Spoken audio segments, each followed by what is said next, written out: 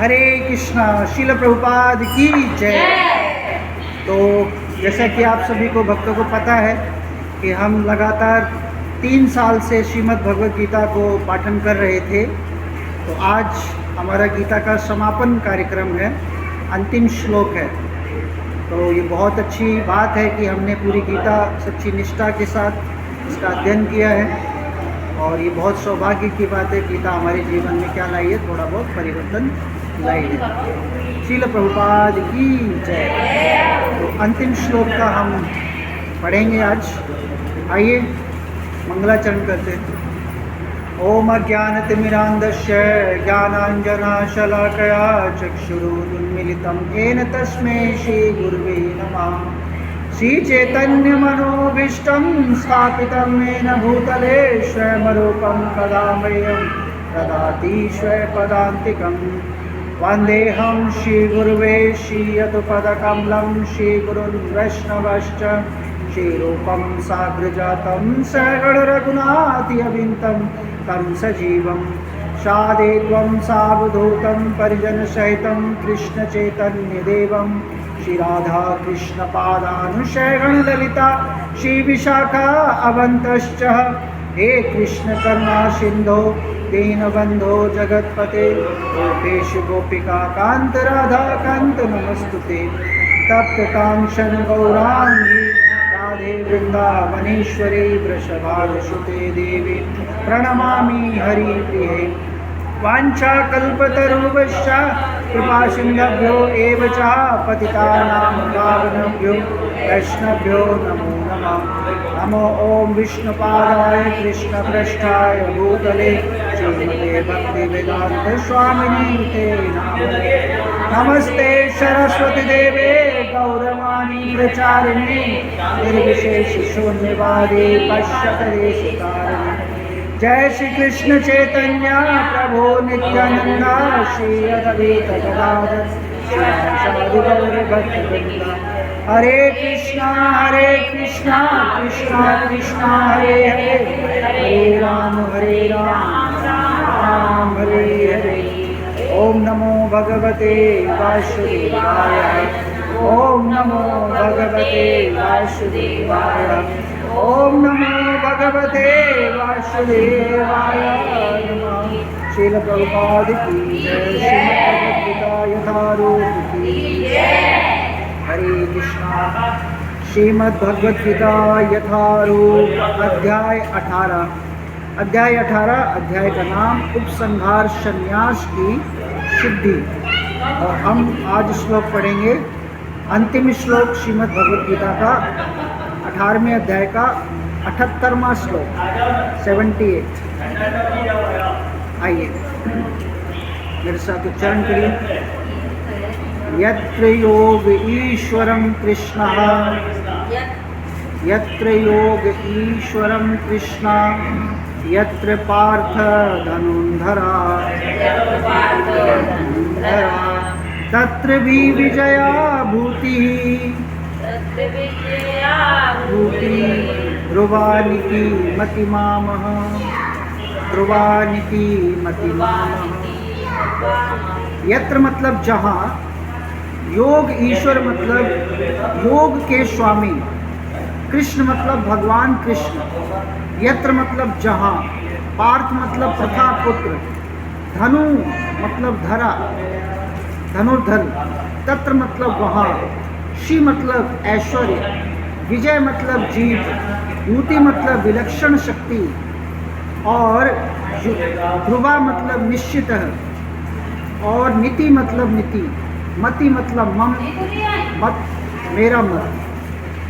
तो आइए, बहुत सुंदर श्लोक है। जहाँ योगेश्वर कृष्ण है,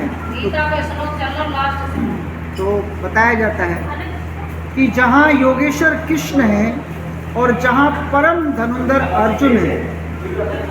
क्या बताया कि जहाँ योगेश्वर कृष्ण है और जहाँ परम धनुर्धर अर्जुन है, वहीं ऐश्वर्य है, वहीं विजय है, अलौकिक शक्ति और नीति भी निश्चित रूप से रहती है। ऐसा मेरा मत है। तो देखिए कितना सुंदर श्लोक है यहाँ पर, ठीक है नहीं, आप ध्यान दीजिए। हरे कृष्णा कृष्णा कृष्णा हरे राम राम राम हरे राम, हरे कृष्ण। ठीक है, तो देखिए बताया गया है कि जहाँ योगेश्वर कृष्ण है, गीता कहती है जहाँ पे योगेश्वर कृष्ण है और जहाँ परम धनुर्धर अर्जुन है वहीं ऐश्वर्य है। जहाँ पे कृष्ण है वहीं पर ऐश्वर्य है, मतलब धन दौलत वहीं पर है, आपकी रिद्धि सिद्धि वहीं पर है जहाँ पे कृष्ण है। और विजय, विजय मतलब जीत, अगर कृष्ण है तो विजय है और कृष्ण नहीं है तो विजय नहीं है। तो वहीं पर विजय है जहाँ कृष्ण है, अर्थात जो भी काम करें तो पहले किसको स्मरण करें? कृष्ण को। कृष्ण को स्मरण करेंगे तो काम में विजय होगी, और कृष्ण को स्मरण नहीं करेंगे तो काम में विजय नहीं होगी। यहाँ पे इस श्लोक में बताया अलौकिक शक्ति, भगवान की जो अलौकिक शक्ति है, भगवान की अपार शक्तियाँ हैं, है ना, हमें कोई शक्ति नहीं है, लेकिन भगवान की शक्ति अगर हमें मिल जाए तो शक्तिशाली हम भी है ना। तो अलौकिक शक्ति क्या है? भगवान में।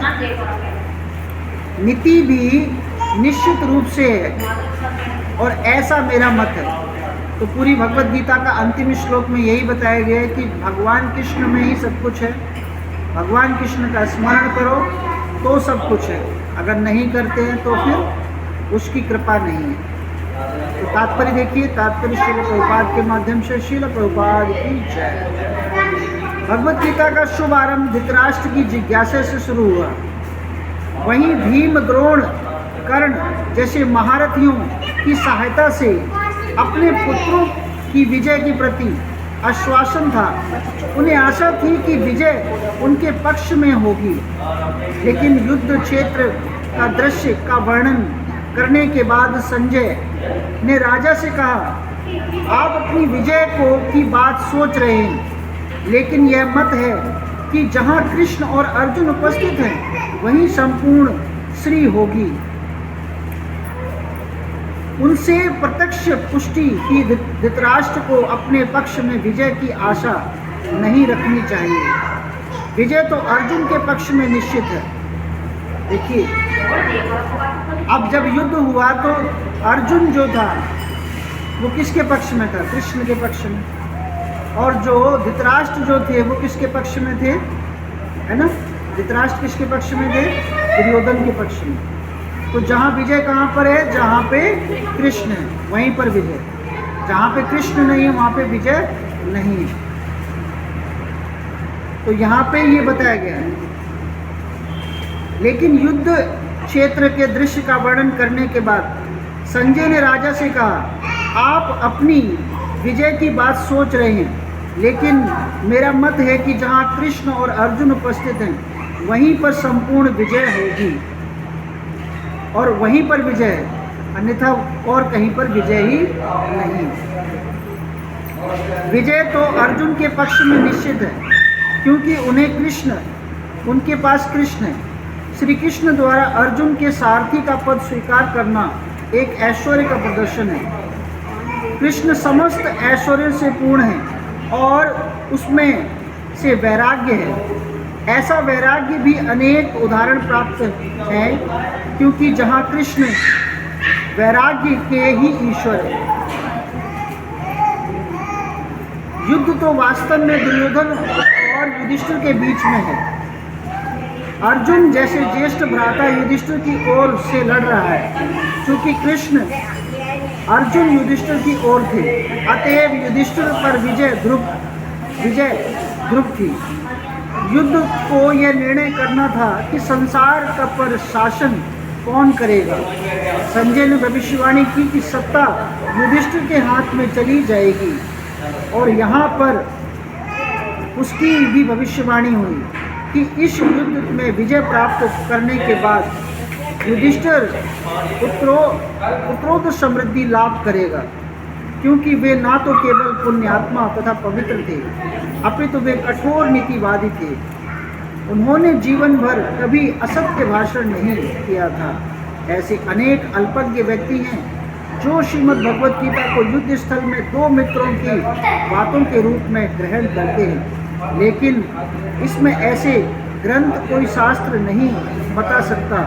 कुछ लोग विरोध कर सकते हैं कि कृष्ण और अर्जुन के युद्ध के लिए उकसाया जो अनैतिक है, लेकिन वास्तविक तौर तो यह है कि श्रीमद् भगवत गीता का परम आदेश, यह नीति विशेष आदेश 9वें अध्याय के 34वें श्लोक में है। मन मनांत भव मद भक्ता, भगवान मनुष्य को कृष्ण का भक्त बनना चाहिए और सारे धर्म का सार है कृष्ण की शरणागति है। सर्वधर्मान परित्यज्य माम एकम शरणं व्रज। श्रीमद् भगवद गीता का आदेश धर्म के नीति का परम विधि है। अन्य सारी विधियां भले ही शुद्ध करने वाली इस विधि तक ले जाने वाली हों, लेकिन गीता का अंतिम आदेश समस्त नीतियों के धर्म का सार वचन है। कृष्ण की शरण ग्रहण करो और कृष्ण को आत्मसमर्पण करो, यह 18वें अध्याय का तो गीता में यही बताया गया है कि भगवान कृष्ण की शरण ग्रहण करो, और यही क्या जीवन की सिद्धि है। जिसको भगवान की शरण ग्रहण हो जाती है तो भगवान के धाम में फिर वो जाता है। तो आइए जो हमने गीता में पढ़ा उसको और भी अच्छी तरह समझने का प्रयत्न करते हैं। तो श्रीमद् भगवद गीता जो हमने पढ़ी है उसमें हमने 5 तत्वों को जाना है। गीता में हमने 5 तत्व कौन से जाने कि ईश्वर, जीव, काल, प्रकृति और कर्म।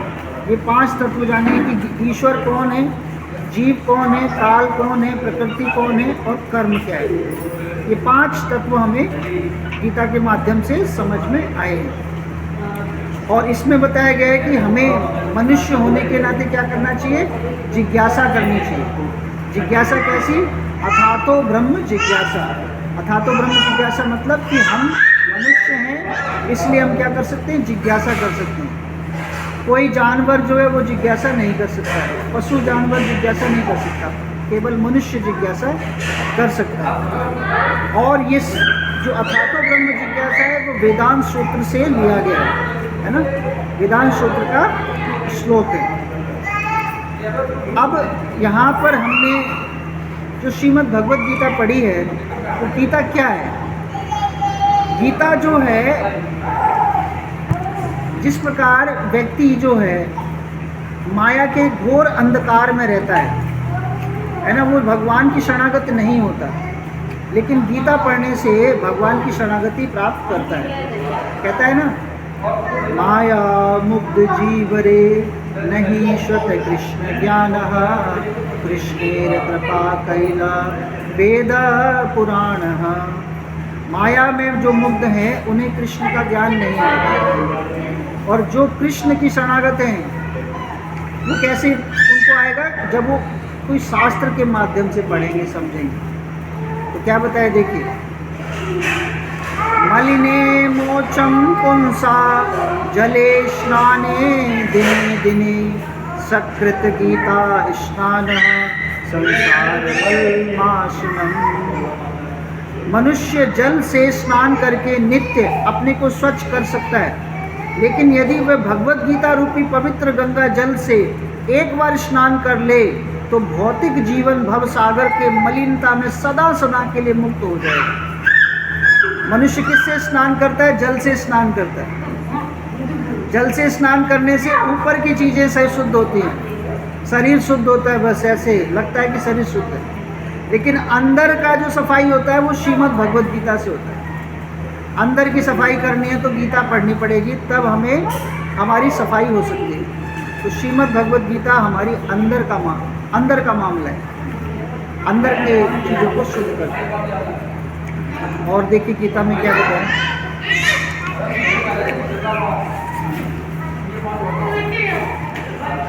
एकम शास्त्रे देवकी पुत्र हो, एको देवकी पुत्र एवः, एको मंत्रस्य नामने यानि, कर्मायमे शतस्य देवस्य सेवा। आज के युग में लोग एक शास्त्र कितने शास्त्र रखते हैं? कई शास्त्र रखते हैं, लेकिन एक शास्त्र पढ़ना चाहिए। वो शास्त्र क्या है? श्रीमद् भगवत गीता। एक ईश्वर, अनेक ईश्वर को पूजने जाते हैं, कभी भोले की पूजा, कभी सिद्ध बाबा की, कभी गौरा देवी की, कभी है ना किसी की। हमें सिर्फ और सिर्फ एक ईश्वर मतलब भगवान श्री कृष्ण को पूजना चाहिए, क्योंकि भगवान कृष्ण क्या है? ईश्वर है, और सब क्या है? देवी देवता है। तो ईश्वर की शरणागति होनी चाहिए। एक हो धर्म, एक धर्म होना चाहिए, है ना? एक धर्म होना चाहिए, एक वृत्ति होनी चाहिए। ये अत्यंत उत्सुक है कि एक धर्म होगा, एक वृत्ति होगी तो सब कुछ ठीक होगा। अनेक धर्म हो जाएंगे, अनेक सब कुछ हो जाएगा तो फिर लड़ाई मच जाएगी। अतएव एक शास्त्र देवकी पुत्र, केवल एक शास्त्र भगवत गीता हो जो सारे विश्व के लिए हो। एक हो देवकी पुत्र हो, एक ऐसे विश्व के लिए एक ही ईश्वर हो, श्री कृष्ण हो। एक मंत्र हो, एक मंत्र हो, हरे कृष्णा कृष्णा कृष्णा हरे हरे, हरे राम राम राम हरे। एक मंत्र का जप तो भवसागर पार हो सकता है। लेकिन अगर अनेक अनेक नाव में बैठ जाएंगे, एक नाव में बैठेंगे तो नदियाँ पार हो जाएंगी, और नाव बहुत सारी होंगी तो ना इस नाव से नदियाँ पार होगी, ना उस नाव से नदियाँ पार होगी। एक गुरु की शरण में जाना चाहिए, एक गुरु जो भवसागर पार कर। गुरु भी कैसा हो? प्रामाणिक गुरु होना चाहिए। तो यहाँ पर गीता के माध्यम से हमने सीखा। अब गीता क्या है? हमारा धर्म है। गीता में हमारा धर्म है। तो जब परीक्षित महाराज जो हैं, परीक्षित महाराज जब थे, परीक्षित महाराज कौन है? परीक्षित महाराज कौन है?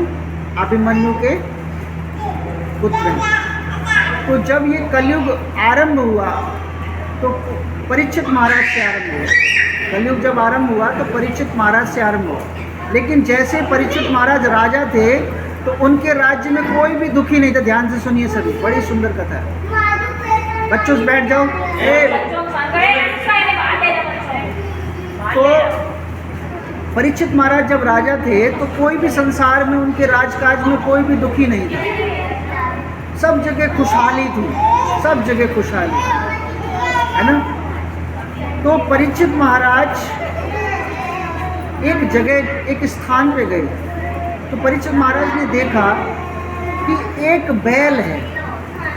एक बैल के ना 3 पैर कटे हुए हैं, 3 पैर कटे हुए हैं और चौथा पैर कटने जा रहा है। ठीक है, 3 पैर क्या है?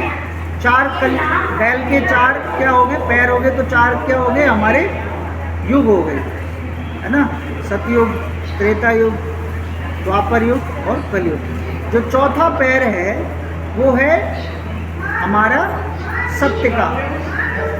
अगर कलयुग में क्या होगा? चौथा पैर भी क्या हो जाएगा? सत्य का कट जाएगा, क्योंकि पहले में पवित्रता, पवित्रता नष्ट हो गई, दया नष्ट हो गई, है ना? अधर्म शुरू हो रहा है। और चौथा जो पैर है वो क्या है? सत्यता का है। तो कलयुग में क्या हो जाएगा? सत्यता भी धीरे धीरे क्या हो जाएगी? नष्ट हो जाएगी। अब ये बताओ कि जब सत्यता भी नष्ट हो जाएगी तो परीक्षित महाराज क्या हुए कि कहने लगे कि अब ये कलयुग की रक्षा कैसे की जाए, है ना? तो कलयुग बोला कि प्रभु मैं तो, मेरा जन्म जो है ना, अब परीक्षित महाराज कलयुग को ही समाप्त करने वाले थे, लेकिन ब्रह्मा जी ने, कलयुग बोला कि ब्रह्मा जी ने मुझे आदेश दिया है, ब्रह्मा जी ने मुझे इस धरती पर भेजा है, आप इसको समाप्त नहीं कर सकते। तो कलयुग का जो समय चल रहा है ये समाप्त नहीं हो सकता। तो परीक्षित महाराज ने बोला कि मैं इसको समाप्त करने की कोशिश करता हूँ। तो कलयुग बोला कि आप मुझे कहीं स्थान दे दीजिए, वहाँ पे मैं रहूँगा। तो परीक्षित महाराज ने ऐसे 5 स्थान दिए जहाँ पे कलयुग रहता है, निवास करता है। तो पहला स्थान कहाँ है जहाँ पे कलयुग रहता है? वो स्थान है कि जो व्यक्ति जुआ खेलता है, जो व्यक्ति जुआ खेलता है वहाँ पे कलयुग निवास करता है, क्योंकि जुआ खेलेगा तो अब धर्म नष्ट होता है। तो जुआ खेलने से उस व्यक्ति के जीवन में कलयुग जो है धारण किए रहता है। तो व्यक्ति क्या है, कलयुग अगर जुआ खेल रहा है तो वो कलयुग को अपना रहा है। व्यक्ति जुआ खेल रहा है तो वो कलयुग को अपना रहा है। तो हमें क्या करना चाहिए, जुआ नहीं खेलना चाहिए। अगर जुआ खेलेंगे, हमने क्या किया, कलयुग को ग्रहण कर लिया, तो कलयुग अपना प्रभाव दिखाएगा। तो जिस घर में जुआ नहीं खेला जाता वहाँ पे कलयुग प्रभाव नहीं दिखाता, और जिस घर में जुआ खेला जाता है वहाँ पे कलयुग प्रभाव दिखाता। क्योंकि जुआ खेलने से हमारी जो धन होता है, धन क्या होता है, हमारी लक्ष्मी होती है, और लक्ष्मी का दर्जा किसको है, माता का दर्जा है। तो माँ का दर्जा जो है, माँ का दर्जा है लक्ष्मी, और पत्नी की भी, लक्ष्मी पत्नी भी है। तो जो व्यक्ति जुआ खेलता है वो अपनी माँ को दांव पे लगा रहा है। तो जो व्यक्ति माँ को दान पे लगा सकता है, अपनी पत्नी को दान पे लगा सकता है, तो कलयुग उसका प्रभाव दिखाएगा। तो इसीलिए हमें जुआ नहीं खेलना चाहिए। अगर जुआ खेल रहे हैं तो कलयुग को निमंत्रण दे रहे हैं। जितना हो उतने में खुश रहना चाहिए, हमें ज़्यादा इच्छा नहीं करनी चाहिए। पैसे पर लगाते हैं ना, लॉटरी लग जाए, जुआ खेल ले, है ना। आजकल तो बड़ा फ़ोन में सिस्टम चालू हो गया है। आजकल कहने लगे ना, फ़ोन से हम लोग उसमें इन्वेस्ट कर लेंगे, हमारे पैसे बढ़ जाएंगे, डूब जाएंगे, बढ़ जाएंगे, डूब जाएंगे। ऐसे लोग आजकल फ़ोन पे जुआ खेलते हैं, पैसे भी जुआ खेलते हैं। गांव-गांव में 4 लोग बैठ जाते, ताशों के द्वारा जुआ खेलते हैं। तो कलयुग वहाँ पे क्या करता है, प्रभाव दिखाता है। उस घर में कभी सुख शांति नहीं होगी, उस घर में कभी भी समृद्धि नहीं होगी। उस जुए से खेला गया धन जो है वो हमारे शरीर को बीमार कर देगा। उसमें कहीं भी कुछ लगेगा, वो क्या है, कहीं ना कहीं नष्ट हो जाएगा। ये हमारे शास्त्र बताते हैं, गीता हमारे। तो हमें क्या करना चाहिए, है ना। परीक्षित महाराज ने कलयुग को पहला स्थान वहाँ पे दिया कि जो व्यक्ति जुआ खेले कलयुग उसके घर पे निवास करेगा। तो जुआ नहीं खेलना चाहिए। दूसरा स्थान दिया कि जो व्यक्ति मांस का भक्षण करता है, मांस का सेवन करता है, तो उसके अंदर क्या होती है, दया नष्ट हो जाती है। जो मांस खाता है उसके अंदर दया नहीं, वो जीव को मार रहा है, वो किसी और को भी मार सकता है, परिवारीजन को भी मार सकता है। तो दूसरा स्थान दिया कलयुग को, जो व्यक्ति मांस का सेवन करता है उसके यहाँ पर कलयुग निवास करेगा, और जो व्यक्ति मांस का सेवन नहीं करेगा उसके यहाँ पे निवास नहीं करेगा। अब इसका उदाहरण क्या है, जैसे कोई मांस खाता है तो घर में भी लड़ाई रखेगा, थोड़ी थोड़ी तू मैं होगी तो उसमें अंदर शांति नहीं होगी, तो वो क्या हृदय से बहुत ही कट्टर बन जाएगा। तो जो दूसरा स्थान कलयुग को जो दिया वो कहाँ दिया, जो व्यक्ति मांस खाएगा उसके यहाँ पे कलयुग निवास करेगा। तो हमें मांस का सेवन नहीं करना चाहिए। तीसरा कलयुग को स्थान दिया स्त्री हो। स्त्री हो का मतलब क्या होता है, जो व्यक्ति पर स्त्री गमन करेगा, जो पराई स्त्री पर नज़र रखेगा, या कोई पुरुष है ना किसी स्त्री पर नज़र रखेगा, तो है ना स्त्री दोनों तरफ से, तो वहाँ पर भी कलयुग निवास करेगा, वहाँ पर भी कलयुग बैठा रहेगा, है ना। वहाँ पर पवित्रता नष्ट होती है। जहाँ पे पर स्त्री गमन होता है तो वहाँ पर पवित्रता जो है वो नष्ट हो जाती है। तो कलयुग वहाँ पर भी निवास करता है जहाँ पे ऐसा कार्यक्रम चलता है, उनके यहाँ पर भी कलयुग रहेगा। और पानम, जो व्यक्ति मदिरा का पान करता है, जो व्यक्ति दारू पीता है, तो परीक्षित महाराज ने चौथा स्थान दिया कि जो मदिरा का पान करेगा, दारू पिएगा, उसके वहाँ पर भी कलयुग निवास करेगा। तो हमें मदिरा पान भी नहीं करना है, दारू भी नहीं पीनी चाहिए, है ना। माताएं तो पीती नहीं हैं, अगर प्रभु जी होते तो उनके लिए ज़्यादा आप समझा सकते हैं कि हमें आपको मदिरा नहीं पीनी, आप अपने घर को शुद्ध रख सकते हैं। कैसे रख सकते हैं, ये 4।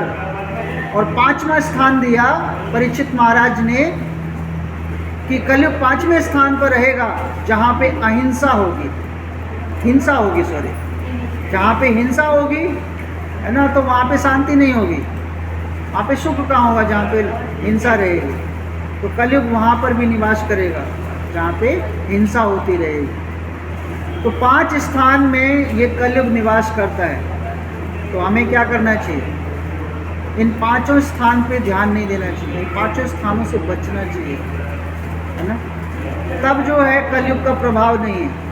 अन्यथा जो है, अगर कलयुग का प्रभाव किसी को इन 4 प्रभावों में से है, लेकिन अगर इन 4 प्रभावों को दूर भगाना है तो हमें भगवान के नाम के संकीर्तन करना चाहिए। हरे कृष्णा कृष्णा कृष्णा हरे हरे, हरे राम राम राम हरे हरे। तो अगर व्यक्ति 5 स्थान, है ना, को त्यागता है तो कलयुग उसे नहीं छूता।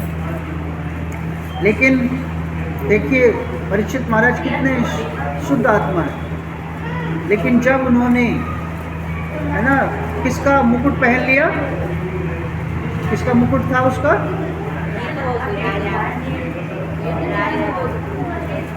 परीक्षित महाराज ने अपने बक्सा जब खोला तो मुकुट था, जरासंध का मुकुट था।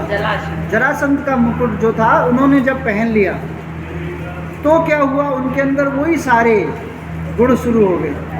इसलिए देखिए कि हमें इससे भी बचना चाहिए कि किसी का ऐसी चीज़ों का भी प्रयोग नहीं करना चाहिए।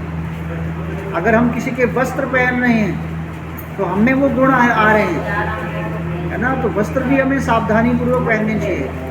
हमें किसी का दान लेते समय भी ध्यान देना चाहिए कि वो पैसा कैसे दे रहा है। अगर वो उसका सही प्रयोग कर रहे हैं, सही है उसका, तो ठीक है। तो परीक्षित महाराज ने जब जरासंध का मुकुट पहना तब क्या हुआ कि परीक्षित महाराज का जो परिवर्तन था वो हो गया एकदम। तो उन्होंने क्या किया कि, है ना, आश्रम में गए और मुनि से क्या मांगा? पानी मांगा। तो मुनि तो समाधि में बैठे हुए थे, है ना, तो मुनि ने पानी नहीं दिया तो उन्होंने क्रोध में आके उनको क्या कर दिया?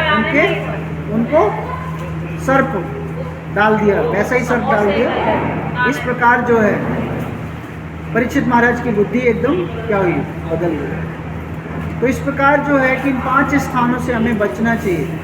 इन 5 स्थानों में हमें कलयुग बचा सकता है। और देखिए कि एक बहुत अच्छे व्यक्ति थे, ब्राह्मण थे, जो त्रिलोकी चंद, नाम क्या था? त्रिलोकी जो थे वो बहुत ज़्यादा ब्राह्मणों को भोजन कराते थे, बहुत ज़्यादा भगवान का भोजन कराते थे, महात्माओं को, वैष्णवों को खिलाते थे। लेकिन क्या हो गए थे? वो बूढ़े हो गए थे।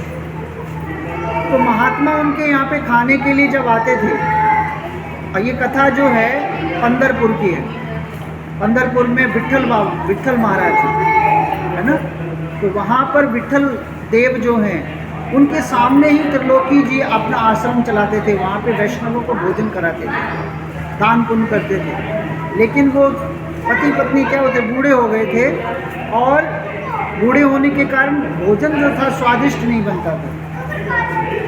तो क्या हुआ? उन्होंने भगवान से प्रार्थना करी कि हमें कोई ऐसा सेवक मिल जाए जिससे हम ब्राह्मणों को अच्छा भोजन करा पाए।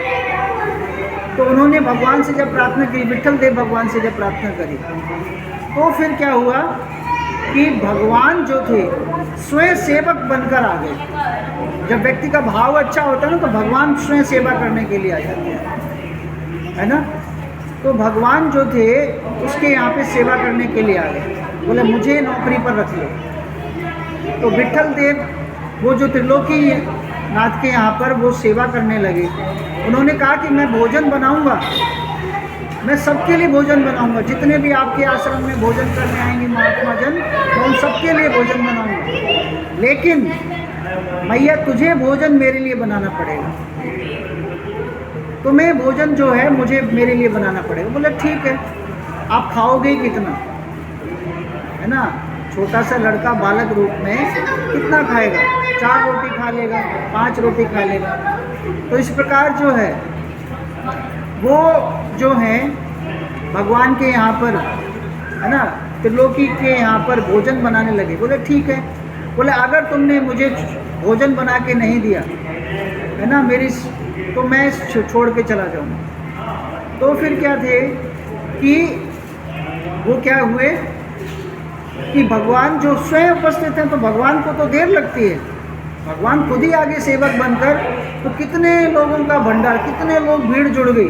तो उन्होंने एक भगोने में दाल चढ़ा दी, एक भगोने में सब्जी, एक भगोने में खीर बना दी, पूड़ी बल दी, और सारे भक्त बैठ भी गए, एकदम पत्थर बिछा दी, है ना, सब कुछ भगवान ने पलक झपकते ही कर दिया उन्होंने। तो वो करी कि अरे कितना सुंदर सेवक मिला है, इतना सुंदर सेवक, तो आश्चर्य की बात है।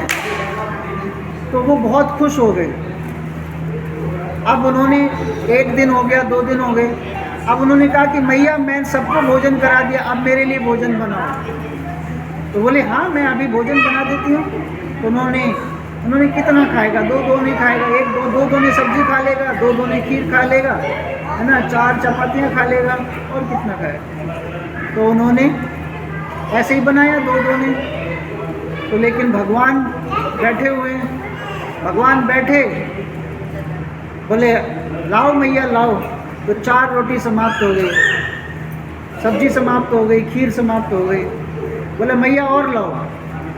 तो मैया ने कहा दोबारा गूंद लेती हूँ। दोबारा फिर से बनाया, तो फिर से वही समाप्त हो गया। तो बोले कि अरे ये तो बड़ा सेवक तो है, लेकिन इतना ज़्यादा खा रहे हैं, तो इससे अच्छा तो हम ही बना देते, इतना ज़्यादा खा रहे। तो लेकिन उन्होंने कहा नहीं, है ना, लेकिन पहले दिन उन्होंने सेवा कर दी। 4 घंटे भगवान ने भोजन किया, 4 घंटे बाद पेट भरा। और दूसरे दिन फिर उन्होंने दूसरे दिन उन्होंने भोजन बनाया, सबको खिलाया। अब तीसरे चौथे दिन लगातार इस तरह भोजन कराया। अब चौथे दिन जो थी वो मैया जो थी वो पड़ोस में चली गई। पड़ोस में गई कि अरे हमारे घर सेवक आया है, सेवा तो बहुत बढ़िया। अब पड़ोसन कह रही आपके घर तो सेवक आया है, सेवा बहुत बढ़िया कर रहा है ना, त्रिलोकी चंद्र के चेहरा खुश रहता है। अब तो बोले चेहरा तो खुश रहता है, मेरी है तो हालत खराब है, मैं तो बना बना के थक रही हूँ, उसका तो पेट ही नहीं भरता, है ना। जैसे ही उन्होंने ये कहा तो वो जो सेवक थे, भगवान रूपी सेवक, तो वहाँ से अंतर ध्यान हो गया, तुरंत तो वहाँ से चले गए। तो जब चले गए तो उन्होंने बड़ा ये हुआ कि अरे वो चले कहाँ गए, सब जगह ढूंढा कहाँ, लेकिन नहीं दिखे। तो त्रिलोकी चंद्र और उनकी पत्नी गई, विठ्ठल भगवान से सामने प्रार्थना करने लगी कि हे प्रभु, ऐसा सेवक मिला और वो भी आपने ले लिया, हम तो सेवा करना चाहते हैं। तो भगवान से जब सच्ची प्रार्थना करी तो आवाज़ आई कि मैया मैं यहाँ पर हूँ। तो उन्होंने पीछे मुड़कर देखा तो कोई नहीं था। फिर आवाज़ आई मैया मैं यहाँ पर हूँ। तो सामने विठ्ठल भगवान ही बोल रहे थे कि मैया मैं यहाँ पर हूँ। बोले आप मुझे क्षमा करो और हमारे घर कुछ सेवा करो। तो बाद में उनको क्या हुआ, मुक्ति प्राप्त हुई। उनको भगवान के द्वारा क्या हुई, मुक्ति प्राप्त हुई, भगवान की सेवा में लीन हुई, तो उनको पर कृपा हुई। तो इस प्रकार जो है कि भगवान की सेवा जो है हमें करनी चाहिए। भगवान की सेवा हमें सच्ची निष्ठा से करनी चाहिए। भगवान कभी कभी परीक्षा लेते हैं, जीवन में कभी संकट आता है तो भगवान परीक्षा लेते हैं, है ना। तो इस प्रकार जो है कि हमें निष्काम भाव से भगवान की सेवा करनी चाहिए। जैसे गीता को हमने समाप्त किया, कितना मतलब हमें लगा कि समाप्त करते रहें कि छोड़ें।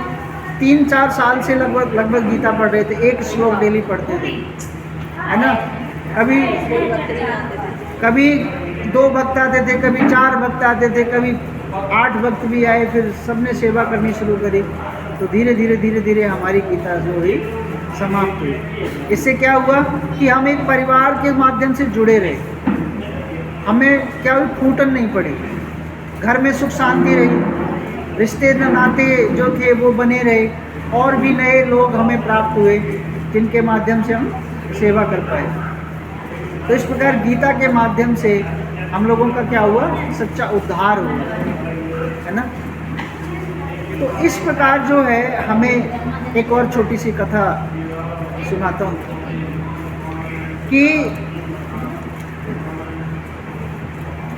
भगवान का एक मित्र है ना, भगवान के ग्वाले हैं। क्या नाम है ग्वालों का नाम? मधुमंगल, मधुमंगल है।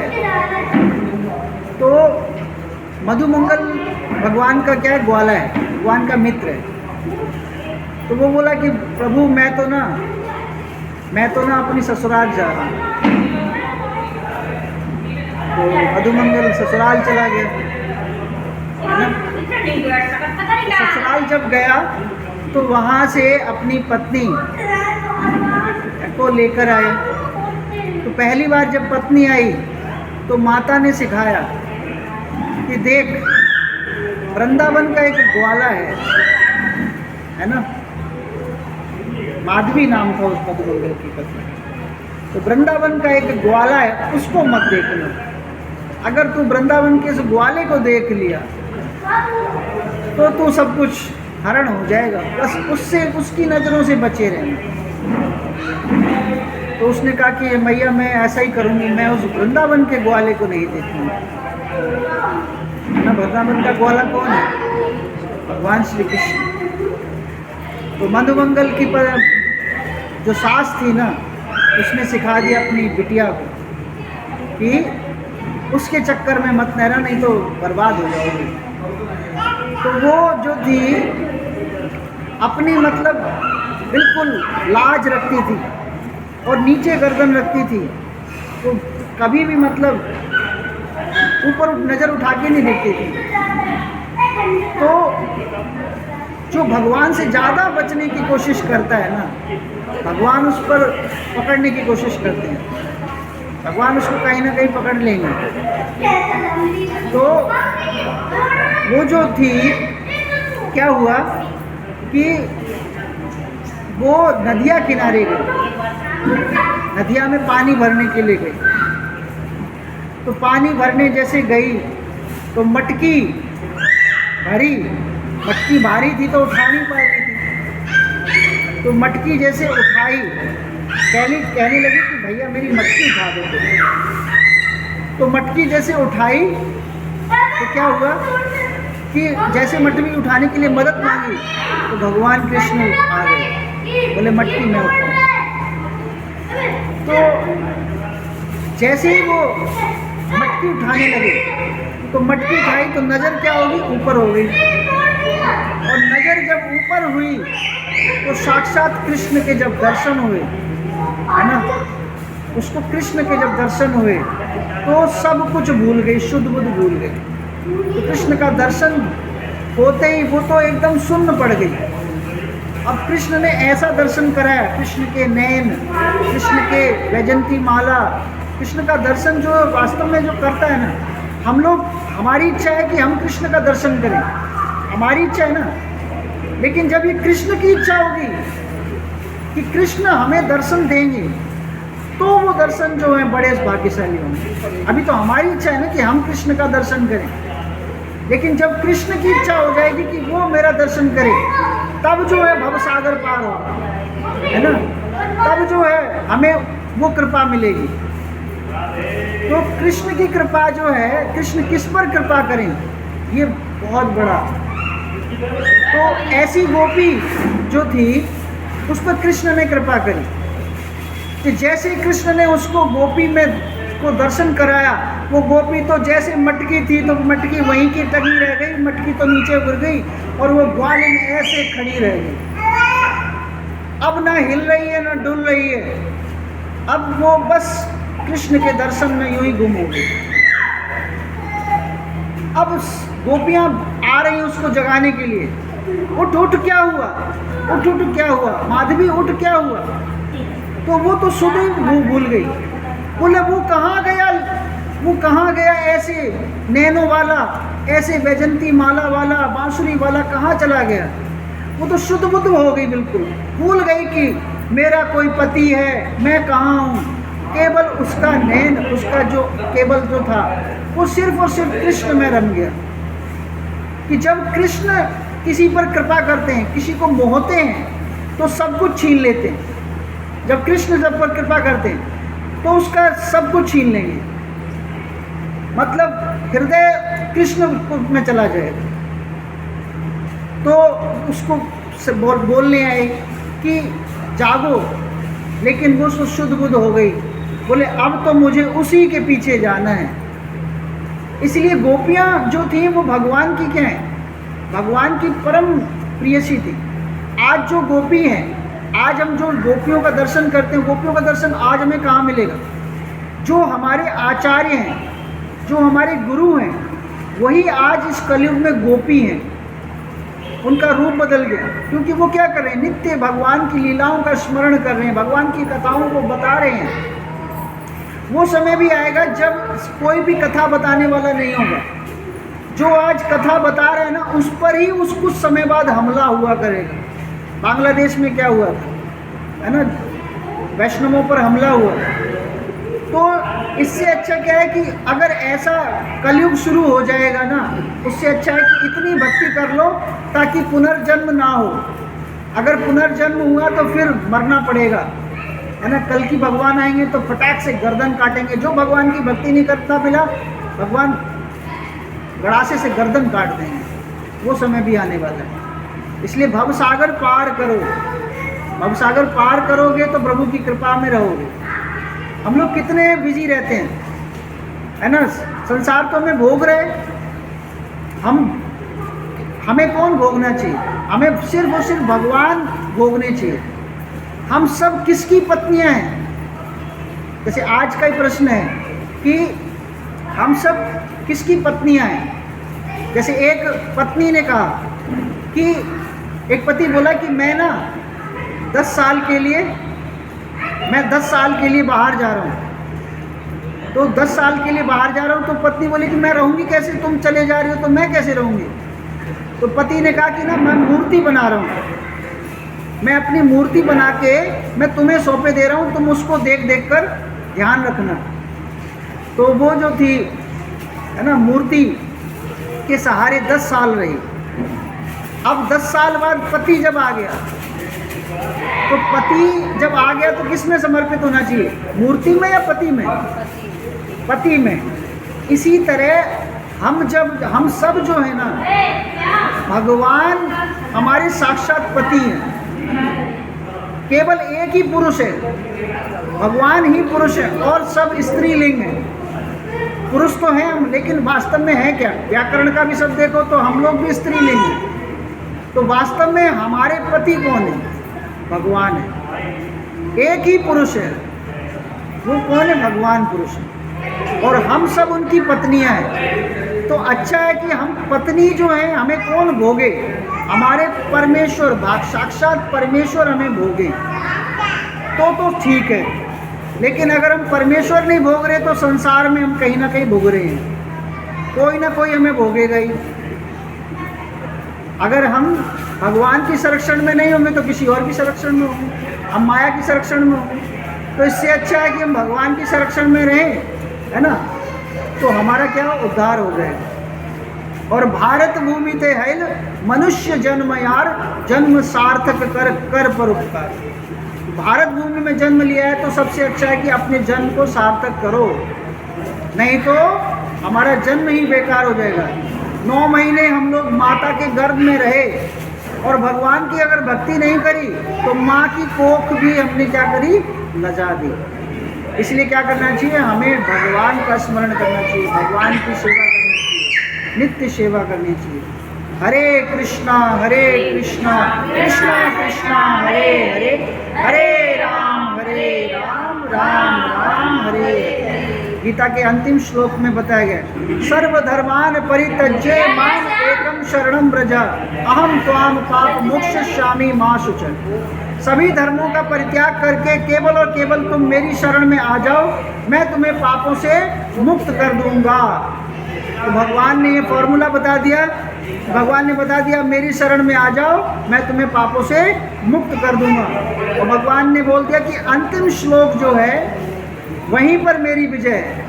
कृष्ण में जो है वहीं पर उसकी विजय है, जो कृष्ण में नहीं उसकी कोई विजय नहीं है। वो व्यक्ति क्या है, संसार से भी हारा है और भगवान की नजरों में भी हारा है। इसलिए क्या करना चाहिए, हमें सिर्फ और सिर्फ भगवान की शरण में रहना चाहिए। श्रील प्रभुपाद की जय, श्रीमद् भगवद गीता यथारूप की जय, सभी भक्त वृंद की जय। हरे कृष्णा कृष्णा कृष्णा हरे हरे, हरे राम राम राम हरे हरे। जय हो। किसी भक्त का कोई प्रश्न है तो प्रश्न कर सकते हैं। बहुत बहुत धन्यवाद आप सभी भक्तों का। आप सभी भक्तों ने ध्यानपूर्वक गीता का स्मरण किया। हरे कृष्णा।